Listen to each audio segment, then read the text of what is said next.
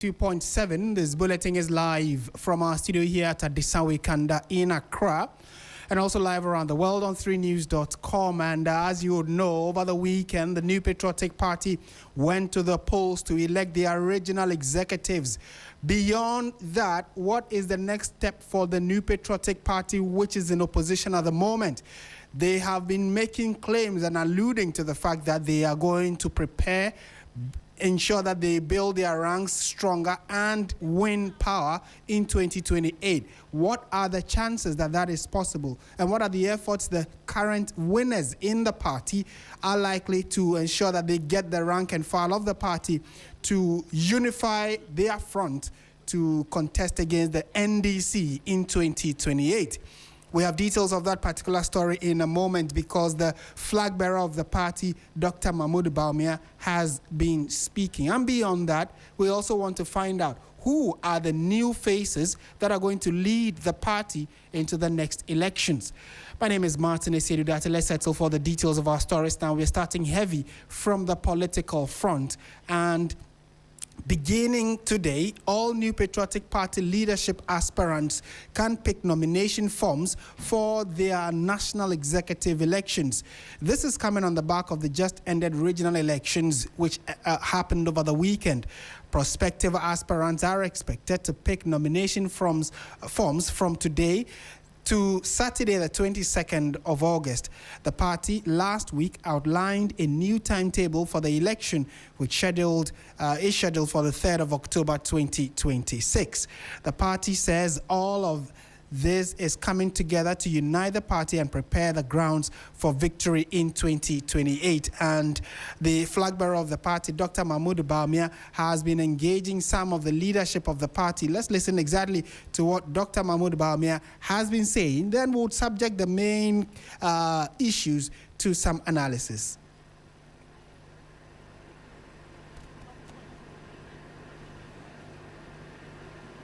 Let me congratulate you all and also congratulate the constituency chair who are here. We've all fought a solid battle and you've been here. I know Dr. Kobo very, very well. We are very good friends. He's a good man. He's unified. And he's very humble, if you know him. And I believe that he is going to really bring us a lot of seats in Greater Accra. The goal for all of us, is to win the 2028 election. This is just a stepping stone towards winning 2028. As a party, we have been engaged in an exercise of reorganization. We've had our polling station elections, our electoral area, we've had our constituency, we've now had our regional elections, and we will culminate that process on October 3rd with the national elections. And therefore, at the end of that, the party will be in a good position to have that vehicle that drives us to victory in 2028. So there's a lot of work ahead of us. And we are going to do that work in unity.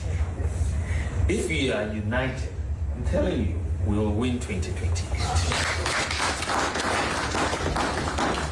That is the key ingredient for victory. It's unity. And that is what I want to really plead, that this election is over. You've had competitors. Let us come together. And I believe in what Dr. Kobo has said, that he would do everything to bring everybody and use everybody's talents. Because if we keep our talents, at home or in the cupboard, it doesn't help the party. We want to use everybody's talents to get victory for the party. And I want to emphasize that, I am open to work with everybody. And you heard the voice of Dr. Alhaji Mahmoud Bawumia, who is the flag bearer of the New Patriotic Party. And over the weekend, they held their regional elections. And I mean, for those of you who followed, many are commending the party for how it conducted the elections, incident-free largely. And then also the fact that at least now it is looking clear. What we are picking up is that in the coming days, the party is looking at electing national executives who will complement the works of the flag bearer in tandem with the regional executives. Let's speak now to the Director of Communications for the New Patriotic Party, Richard Ahiagba. Mr. Ahiagba, good evening. Thank you for your time. Yeah, good evening. So, there are those who are commending you, the New Patriotic Party, for how the regional elections went. Okay. Generally, what would your thoughts be? I mean, the regional executive elections. Generally, how did that go, and how does that feed into the national executive elections slated for October? Well, thank you very much, and good evening. The elections, as you have reported, has been generally peaceful. The outcome shows readiness of the party to engage in a serious effort to mount the 2024 campaign in a way that will give it the best chance to win. And so it's a series of elections that we have to go through. And the last bit is the national election that is slated for the 3rd of October. Having completed the polling station electoral area constituency in our region, once we finish the national executive election in Kumasi on October 3rd, then you would have had a full complement of the party executive structure from the grassroots up, ready to manage the party and run the affairs of the party to victory in 2028. So I think that the party is well positioned now to take on the last bit of elections to complete the internal reorganization process. Right. We saw that Dr. Mahmoud Bawumia met with some executives. We are unable to tell the full complement of those that visited the flag bearer. Is it all newly elected regional chairmen and executives? No. So at present, what you reported earlier was the Greater Accra regional executives who just got themselves elected this past weekend, who visited the flag bearer with some of the constituency officers to call upon the flag bearer to, as it were, pledge their support and willingness and readiness to work for the battle ahead in 2028. I have every reason to believe that the other regional executives will also do same to visit the flag bearer to present themselves and have conversations in relation to 2028 and how ready they are to support the efforts that we must bring to bear in 2028. In fact, bring to bear now through to 2028. So I'm sure others will come, but this appears to be the first group from the Greater Accra region that has called upon the flag bearer to present themselves and talk about how they are willing to work with him for victory in 2028. Right. No, sorry, I called you Dr. Ahiagba. Anyway, so help us understand. The NPP has been in opposition for about a year and a half, getting to 2 years. You have seen how the current government is managing the affairs of the country. What kind of footing is the NPP putting forward, or how do you intend to elect executives who can, match the NDC currently as we see it, or you are likely to wait and see how they end their tenure, then you can also structure your policies and campaign strategy, ahead of 2028. So when you say March, you are talking about March NDC executives or the government?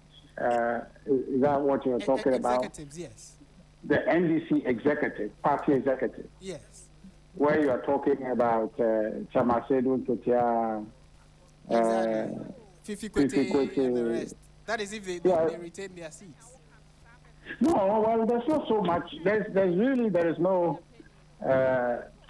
shouldn't be any effort to want to juxtapose our position by their position in any way in terms of who is leading their party. What is important is how we want to work.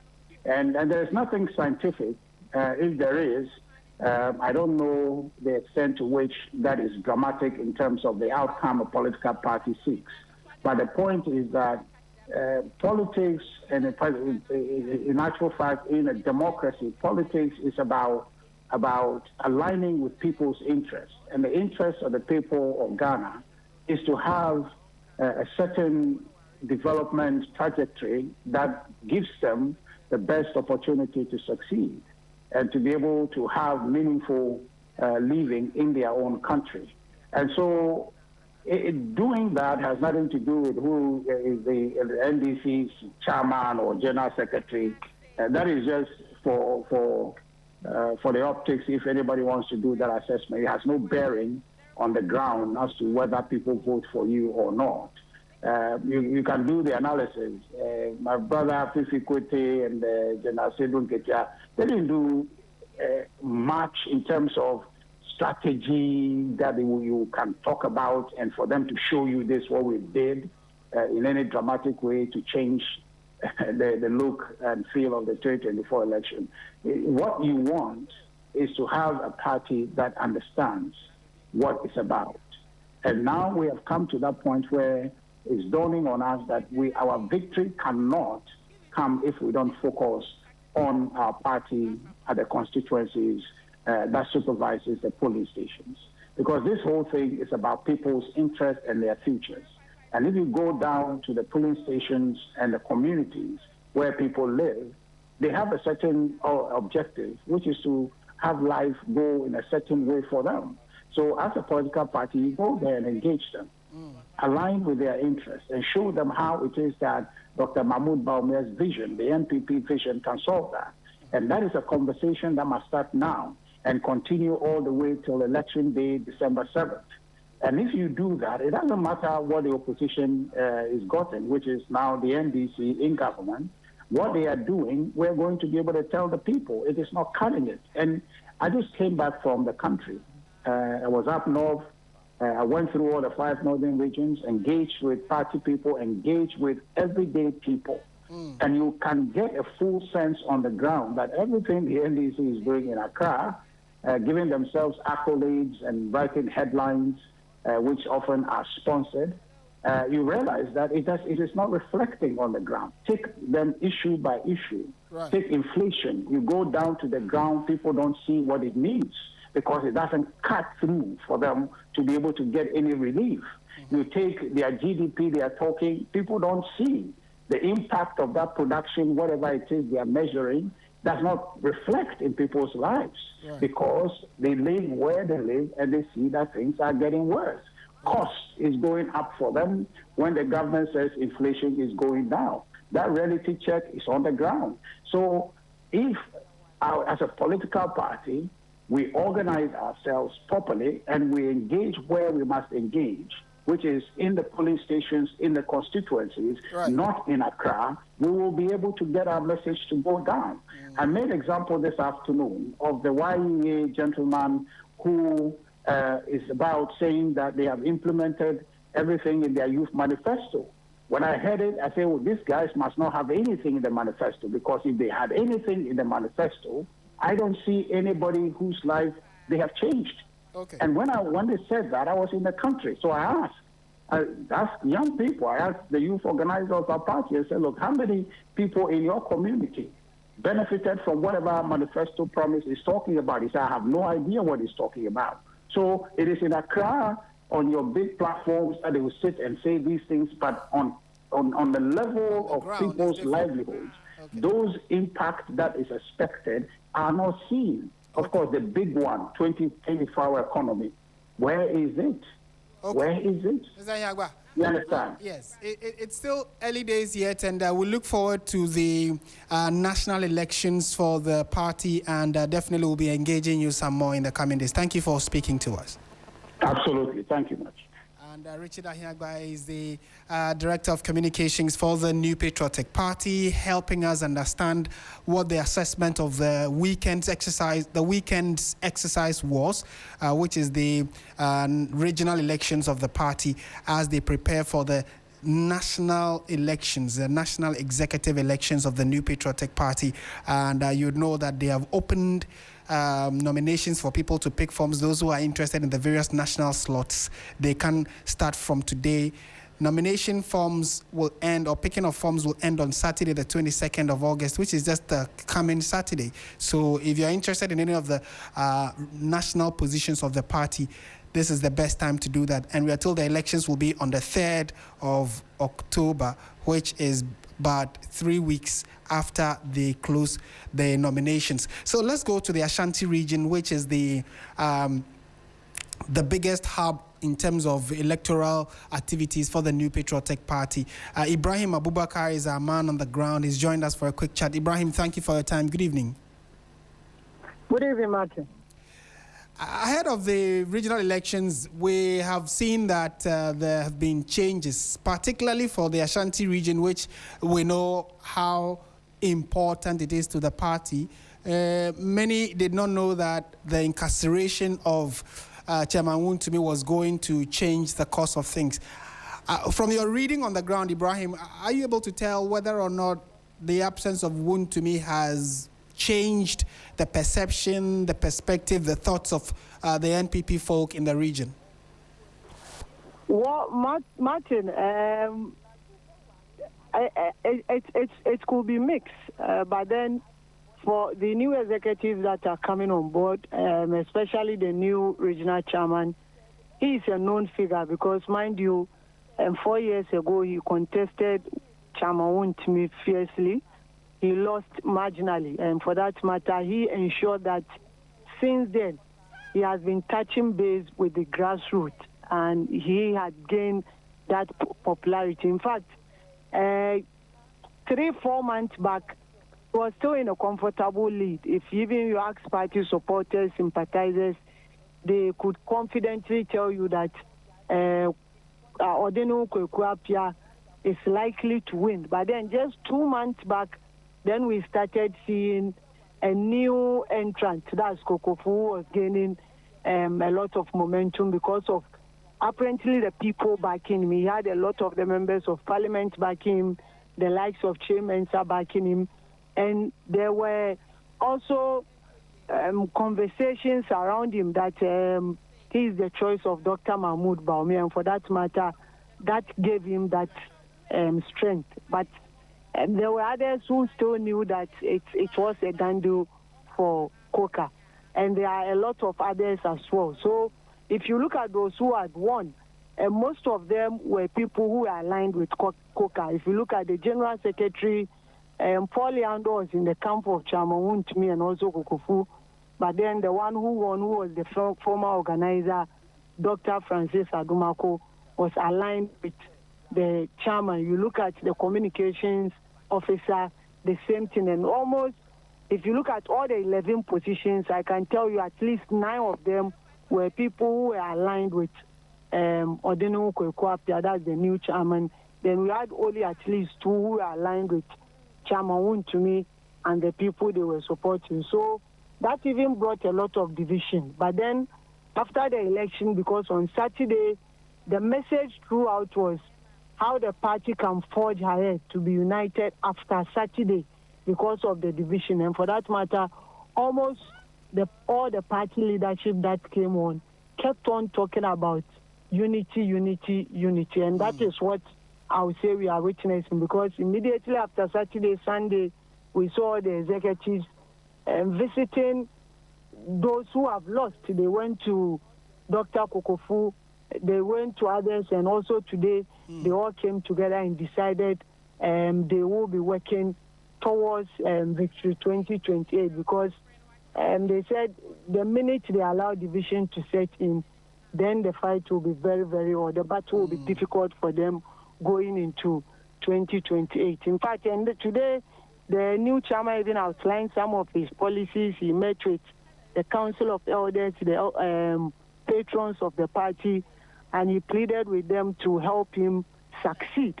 And they have started the campaign from today to 2028. So the absence of wound to me may have played a role, but per the information I've picked, or per what we've seen over the past few months, even if he was around, those who won may still have won by that margin of votes that they got. Well, that's an interesting way to put it. And we also know that the parties asked that they've opened nominations for the national elections. What are you picking from the ground in the Ashanti region?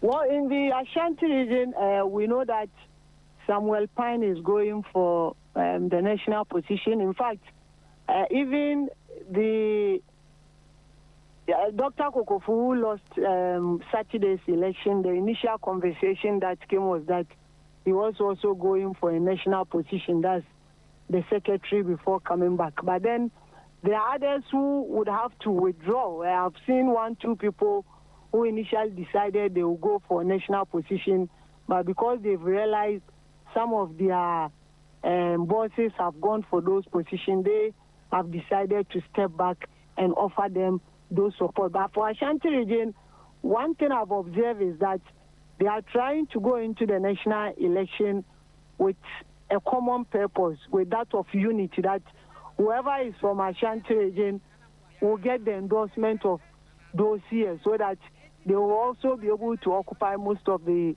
national position. Because, like you rightly mentioned, Ashanti region is the heartbeat of the New Patriotic Party, and they want most of their national executives to be people in the region, so that together with the regional executives, they will be able to work hand in hand and ensure that they match the ruling NDC boot for boot in the 2028 elections. Right. We do have Professor Samuel Afriyie with us on the line. I'll come to him in a moment. And the question I'm come to put to you, Ibrahim, I'll throw it to him as well, which is that ahead of the 2024 elections, there were conversations about, how the then leadership of the party was. People thought that the Eastern regional influence in the party was overpowering the Ashanti regional influence. Did you get that kind of vibe? And do you think that kind of conversation must have influenced who they elected, so that then they feel that, as they were saying, yeah, party? Have the Ashantis been able to elect people they believe can wrestle power or wrestle the attention the Ashanti regional, the Ashanti region had when it came to NPP? Do we have that kind of leadership? Do you see that? Undoubtedly, because the conversation has been on, it is still on. And like you said, most of them, when you hear their reason even for voting, that is towards that direction. One, they are looking at someone who is competent, and they are also looking at someone who has his roots from the Ashanti region, so that they will also be able to gain that momentum. That's how come I even told you, even going into the national elections, they are trying to push their own and make sure they dominate most of the position at the national level. So that conversation is still ongoing. In fact, I wouldn't be surprised if it played a major role in the regional elections, and same will be applied in the national election, because when you look at almost all those who have been elected to handle the regional executives, these are all Ashanti, and they've done it selectively or strategically, from constituency by constituency. Chairman is from Efidja, sexual organizer is from Mampon. Then we have the second vice from Bosomche. We have the first vice. So they have tried to decentralize it, constituency by constituency, and that conversation is on, and they are taking it into the national election and make sure they support any candidate who is from the Ashanti origin and who is competent enough to lead at the national level. Ibrahim, thank you so much for your time this evening, and we'll be definitely engaging you in the coming days. And you heard Ibrahim Abubakar, who is our Ashanti regional correspondent there. Still on the same subject matter, we have now been joined by Professor Samuel Edujemfi, who is a political science analyst. Prof, I mentioned your name wrongly earlier. Thank you for staying with us. I'll put the same question to you, that what happened over the weekend and the individuals that have been elected to lead the party in the region, do you get the sense that the issues that came up prior to the 2024 elections must have played a role in who is now in the leadership position for the party in the Ashanti region? Greetings to your listeners. I think fundamentally the NPP leadership were trying to shy away from taking up the responsibility for causing the great loss of the NPP.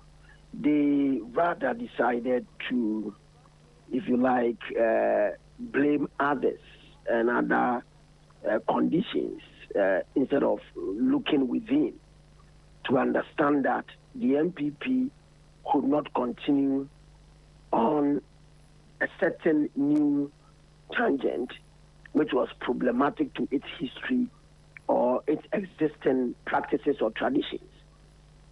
That leads me to the question about how the people felt jaded, right, or had some degree of cynicism about the Wuntumi factor. But yet, the national leadership and regional leadership felt that they could tolerate that and encourage that. The NPP's traditions respect and honor elders and appreciate dissent and builds on democratic culture, internal democratic cohesion, democratic credentials, and they leverage on that and bring it to the national level. It is something political commentators and analysts sought to project and said that the NDC should follow suit. Today, as we speak, the NDC is doing better than the NPP in this regard in terms of pushing for a scientific analysis of politics, of elections, of our democracy and development. Here, Asante, as a region, which is the soul of the NPP, has continued over time to give, if you like, their best to support the NPP. But we have noticed also that anytime the NPP lost elections, they did so because Asante became apathetic. So it doesn't mean that they were wishy-washy and whimsical. It doesn't mean that the people within the region are ignorant and they didn't know exactly what they wanted, right? They have found subtle and overt ways of communicating their dislike and sometimes disgust about how the NPP has conducted itself, both outside of government and within government. And so it becomes imperative for the party to have a certain leadership or group of leaders who will understand the party's traditions and will be able to leverage on that in contemporary times to bring to the fore a new movement that is able to stand firm, self-correct, and become competitive. Some are saying that this is what is seen in the current results or the outcome of the current elections they've had. I dare say that there is still much to be done. There is a need for them to toe the path of accepting dissent, views that are contrary to the views the leaders hold. it should not just be trying to unite those who went to elections and lost, but you should begin to also buy into some of their ideas. And I say that even in relation to the presidential primary and the outcome thereof. It is important for the party to begin to respect the fact that even becoming a flag bearer is not enough. It doesn't make you the smartest person in the party. Okay. Because the party's traditions have been that they rely on the intelligence at the base. First of all, the intellectual base, the middle class base, and then the attempt to leverage with the masses and bring home the votes. And then when they've gone into office, they also deliver the public goods. Right. So there's a serious work ahead of the NPP, especially within Asante, because Asante is also becoming strongly cosmopolitan. Yes, historically, various ethnicities and groups have crisscrossed Kumasi, right? Asante spread as far as to the Côte d'Ivoire, Ivory Coast, and several fronts. So we understand that both in the sense of a region as we find it today and historically, Asante has become an entry port of ideas, entry port of if you like, different human actors who come within, find a home, and build a space for themselves. Right. It has become even equally important in looking at the subject matter of cosmopolitanism to understand that so far as we understand the science and the logic of elections, the Asante vote is becoming very, very complex. The Asante voter is almost a puzzle that is difficult, almost an impermeable membrane for any political party, including the NPP. Okay. So they should begin to understand that there is work to be done. They need to roll their sleeves. They don't have to get excited at all, because these are the days of difficulties and the days of diplomacy and tactfulness. And they must do that to at least have a better showing, even if they don't win the 2028 election. Right. And my final question, and if you can make it brief for me, would be, we clearly know the kind of influence that Chairman Wontumi wielded when you mentioned the Ashanti region. Now he's in incarceration. Definitely his followers are in a limbo. They may not necessarily know which way to swing or who to support or who to vote for. How would you advise the current chairman or the person who has won, albeit without the competition of Chairman Wontumi, how would you advise him to at least work around getting the buy-in of that number of people who probably would have voted for Wontumi if he had contested? I shudder to say that they are, like I said earlier, I shudder to reiterate that there has been some degree of cynicism about the Wontumi factor. You see, people have become very untrusting along the lines, but they could not just speak out about the Wontumi factor. That there was some degree of exhaustion, right? That was emerging. In fact, there was some degree of overexposure that had come about as a result of the Wontumi type of politics, for a better want of a right word. Yes, today, I said earlier that his imprisonment would be a blessing or a curse.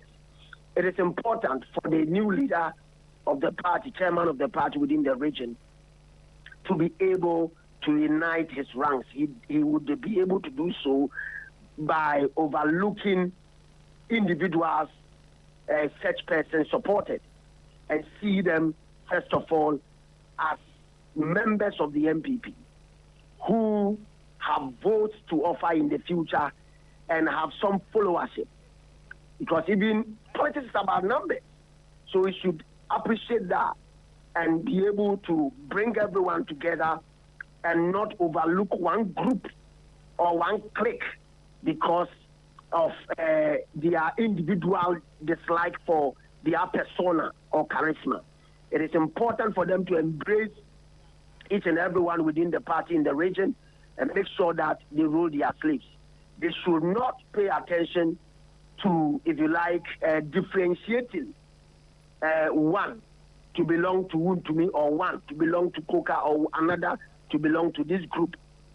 It is important for them to see a common, if you like, competitor in the NDC rather than building on internal disagreement and, if you like, conflict. Right.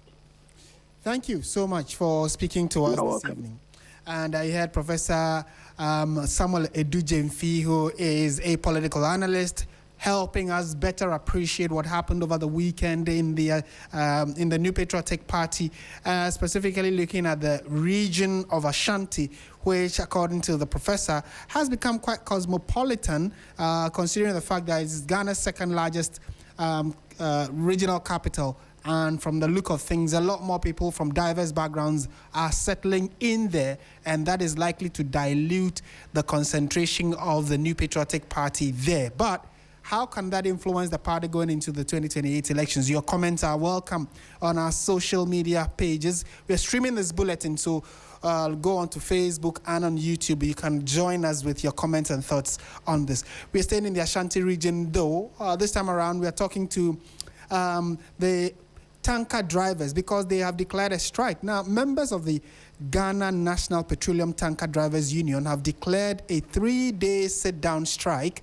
to protest what they describe as the deteriorating condition of the yard where they park their trucks. The drivers have accused officials of the bulk oil storage and transportation facility, which is BOST, of failing to rehabilitate the yard near the Kumasi depot, raising concerns about their safety and the worsening condition of the facility, particularly during the periods of rainfall. The drivers have also complained of persistent shortage whenever they offload fuel at the depot. Let's go to the phone lines and speak to the Ashanti Regional Chairman of the Tanker Drivers Union, kwabenya-brekusu, and he wants to speak tree. Mr. Brenya, ajo enyumre yada se wonya bre eni ebe twetwe nkomo.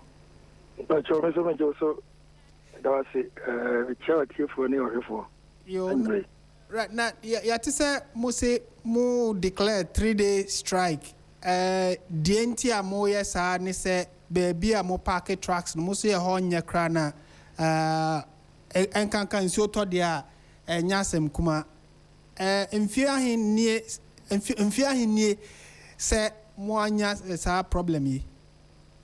Okay, people choma do ase na pese me yakola sibu ha adama me vice chairman Ashanti region. Okay. Buna for western of Lodu Ashanti region. Sa region ma boss yo na Lodu Ashanti region.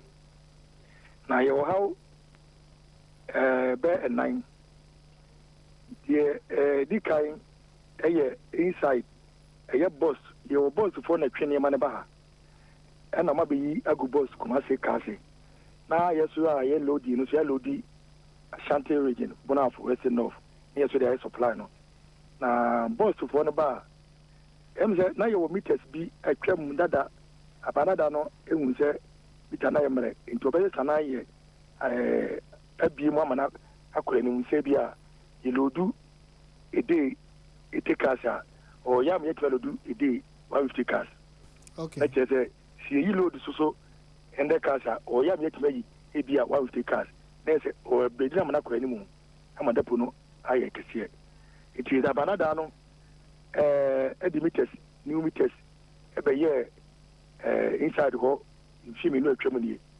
Na opani omodi mission omoye meters ni na wie ye no ye start ye no and ye start for exercise ko afi ni wie exercise no NPP on a regulator ehwe fu ene so ohwe so exercise escort boast exercise escort union exercise escort including camera for so a track car so the police car e di akire motor di animu e ma de buy e be yi no so de buy eno na nche exercise best e diasa de na say ya de kura yitwa to ne say NPP for the new seal biaba ya opani said new seal se car seal lodu APD wia na oma local seal no APD ho enti o beduru kwasi aso a na the same local no e phone ni o se digital say o mo de sa phone na sa be bie e wo ha momo ansan yetime ayi load no na che say MPA for akwanya o ma ho me bog no me fa bia ma local no kaza bia bog me no fa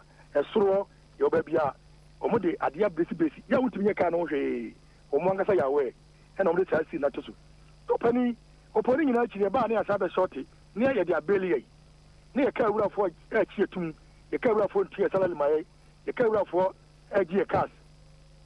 And no nonsense. That the same inside one Angasangano, Ragano, to make us say MP, say, Zoom behind the Juma. Because the zone now, Santa Yana Bravo, Western North, I will say, Lodu Kumasia.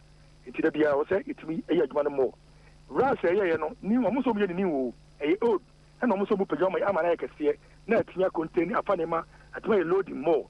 After the West, send it 200 orders, and I'm going to about Outwa. You will yellow to 100 orders, Jack and Yabazako Park, because Ragno, you can't rag 1, rag 2, rag 3, rag 1, Nana, old regime, na abada no na de adwuma no so mo ye no amana kore ni mo no sa rag no ne de adwuma ba nei o mo ye no rag 1 no yetimi nko ho ye we see only 2 rags no kwa no na mo se anima na mo ko to no ye brand Santino ye brand Santino mo be kaya e ba bi pesimu se boast contractor for bi o mo ye adwuma ho no mo ye boast workers ye yi bia di ye mo bia ko trafie because of adwuma no ma anya ni yi the atin say boast uko epidia omaye okama omaye nfoforo se omaye kumasi ombaye bopi ombaye boliga na now kumasi agwo ya ye ka kumasi semu kumasi kwaye for $24 million muna muni dollars mu mfa nko ye se odi etimisi dapu sa abana da no no ye wa hano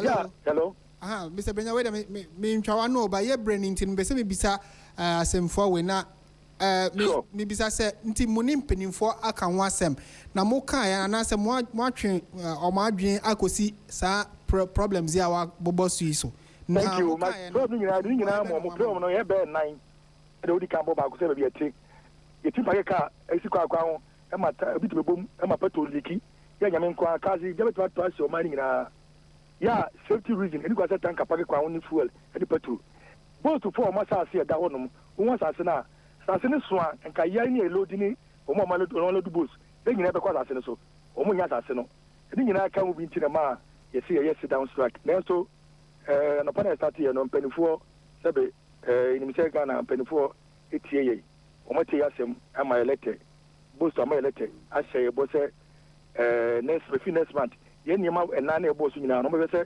won be ni nyina nti sa sit down strike no and they are calling off ya start e loading we started a loading. Ya nyame ya duma charges so china be koso. Okay, intimino ka say mo call strike no of inti o china nyame aduma be ko adwuma. Sure.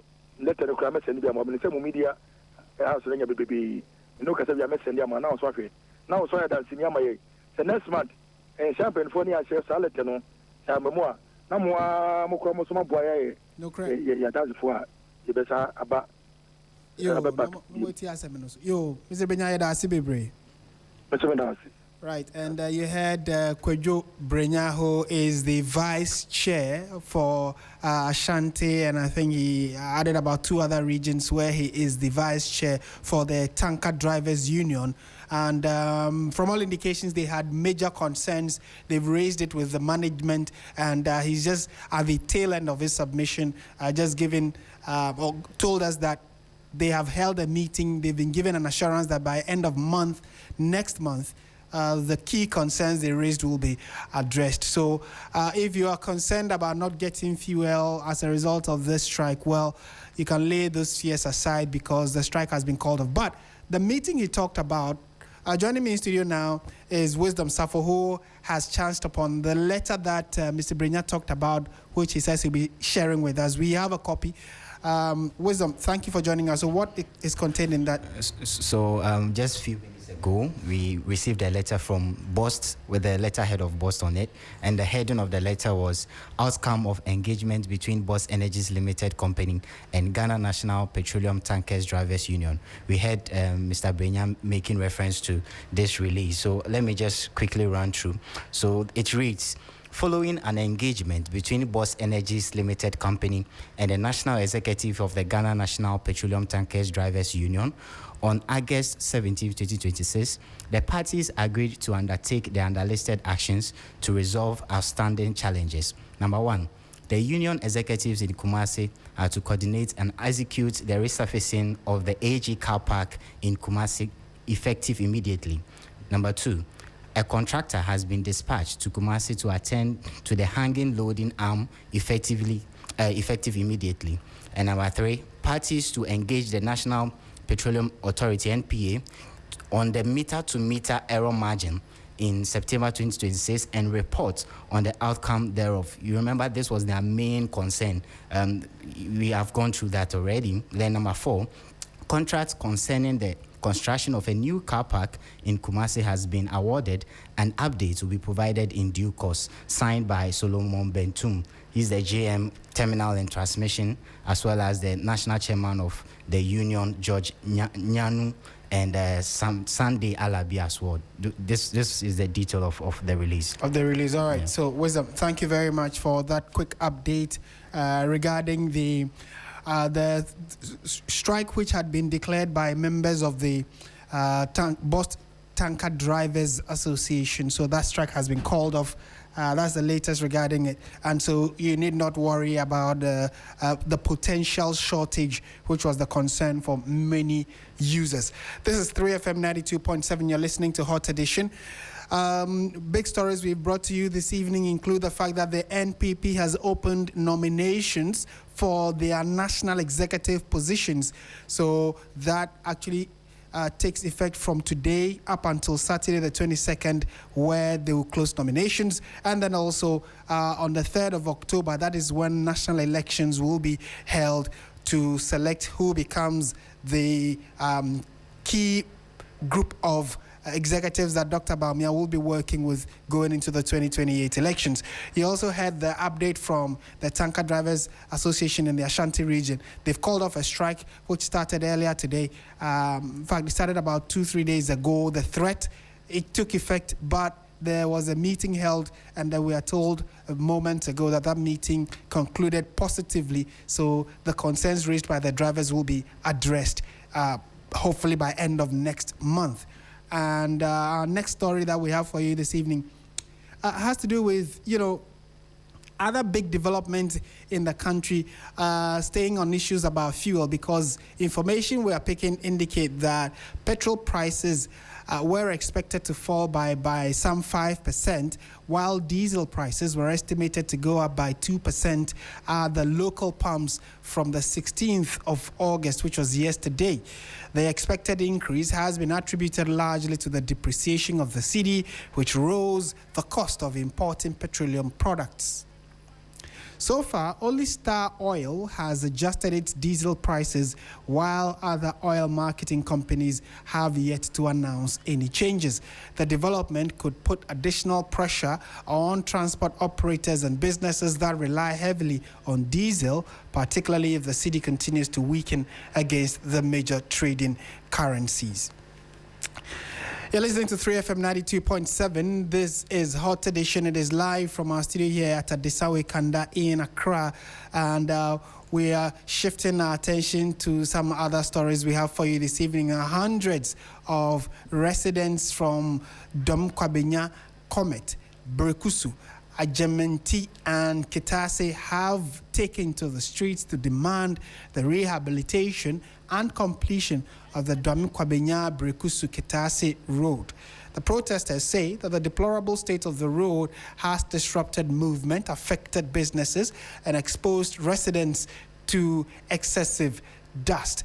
And we'll definitely bring you that report subsequently regarding what exactly the concerns of these drivers are, and motorists, those who live in and around that area, and why they want government to step in to at least address the concerns of the roads for them. And if you have a thought or two, you can also share it with us.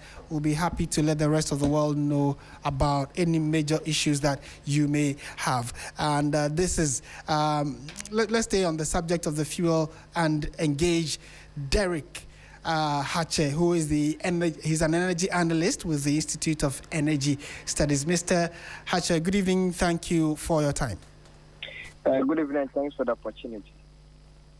We have, there are reports that, and I'm sure your outfit must have also had an idea of the news that petrol prices are expected to reduce by some 5%, and then diesel might go up by 2%. Is that what you are picking up, and what is influencing the rise and fall of these two major commodities? All right. Good evening once again, and then thanks for the opportunity. As you rightly stated, for the second pricing window of August, good news for all petrol consumers, or let me say petroleum product consumers, especially for petrol and then that of LPG.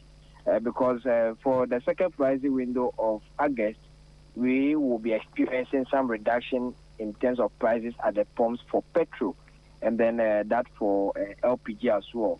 Currently, even by the release, or let me say by the floor price released by the NPP, petrol is then 13.92, which is it becomes illegal. So the minimum price that you can see at the various pumps without the marketer's margin and others is 13.92 Ghana cedis for a liter of petrol. Now, for LPG, we've also seen some reduction, but that was quite not significant, less than 1%. And so we are seeing it will be selling at almost at 10.98 per kg. And so that is for LPG. But for diesel, not quite good news, because while the others are experiencing some reduction, diesel is experiencing some upward adjustment, about some 2%, 2 percentage points, as you rightly stated, which will be selling at 15.19 at the floor price. And so these are the two things that we are experiencing. It's a mixed reaction for the second pricing window. Petrol is falling, but diesel is going up. But the other good news is that the government intervention of almost 2 Ghana cedis per liter for diesel still holds. And so we are in the second pricing window, let me say 2 weeks more to be able to enjoy that government intervention.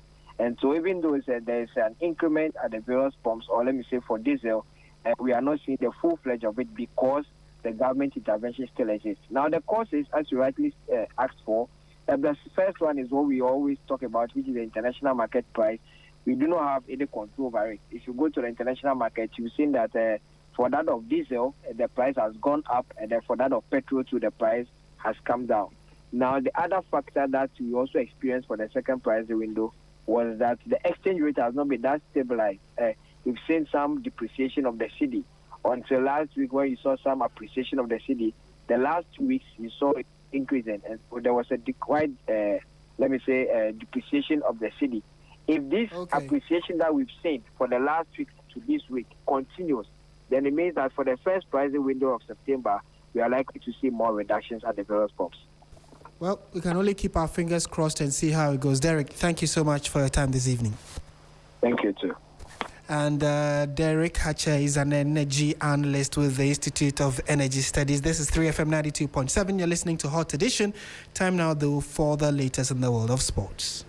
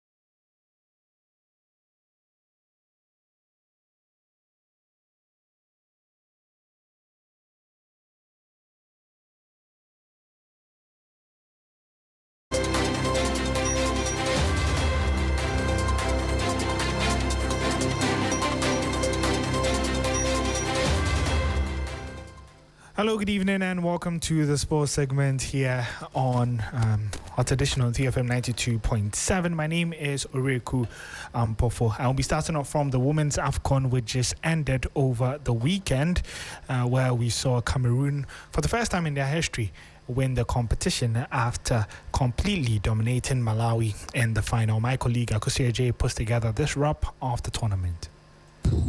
The 2026 Women's African Cup of Nations has officially wrapped in Morocco, with Cameroon coming up tops as the African champions for the very first time in the tournament's history. The theme of the 2026 edition of the WAFCON being a first-timers tournament continues, with Malawi also winning their first ever medal in the form of a silver medal. For Algeria, whose best achievement at the tournament had been a quarter-final finish in 2024, rose to the occasion as they also grabbed their maiden medal, being a bronze medal after they successfully defeated Morocco 3-2 in that third place playoff. Cameroon now goes back to their country with a trophy, a World Cup berth for Brazil 2027, and $2 million. For Temwa Shawenga, she was named the top scorer of the tournament. Cameroon's Ngok was named as a player of the tournament, while their amazing goalkeeper, Makeli, was announced as the goalkeeper of the tournament. From Ghana and South Africa, they may not have won anything from this tournament, but what they got was a place in the Intercontinental Playoff for the World Cup in 2027. For the first time in the Women's World Cup history, there will be no Nigeria playing, and also for the very first time, Nigeria failed to medal at the tournament. And so that was the latest from the just ended Women's AFCON. Now, before we go, some transfer news where Coventry City have made a major statement ahead of their return to the Premier League, completing the signing of Nigerian international Taiwo Awoniyi from Nottingham Forest for a reported fee of almost 20 million euros. And also, Barcelona legend Sergio Busquets has returned to the club to begin his coaching career, joining Giuliano Belletti's staff at Barca Athletic. The former Spain international will work closely with the club's young talent, including Ghanaian trio Hafiz Gariba, Abdulaziz Issa, and then David Odro. You can get some more sports stories on our social media handles at @WeSports. My name is Oreku Ampofo.